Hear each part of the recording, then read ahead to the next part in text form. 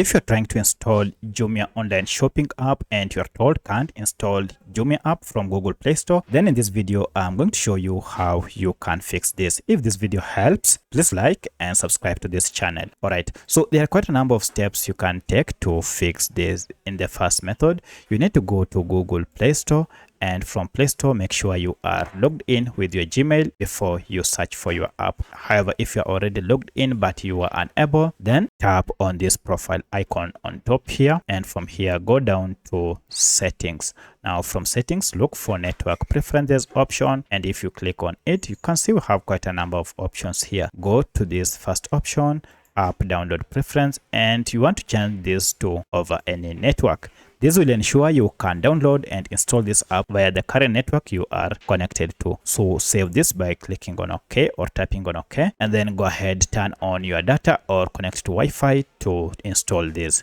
So at this point now you shouldn't have any issue with that.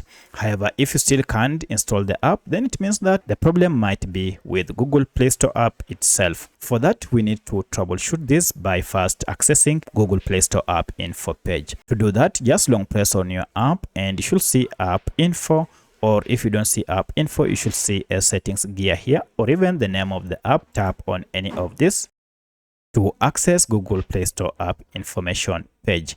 At this point, first we want to stop Google Play Store to ensure that there are no background activities going on that might be hindering your app download. Once you're done, now go to clear data here and then choose the last option, clear cache, and finally OK. Once you're done, now you need to restart your smartphone, and from here go to your Google Play Store, activate your search. So I'll search for the app and then just type in Jumia like that, and now I'll run my search. Here I have my Jumia app. Now I'll try to install the app by tapping on install.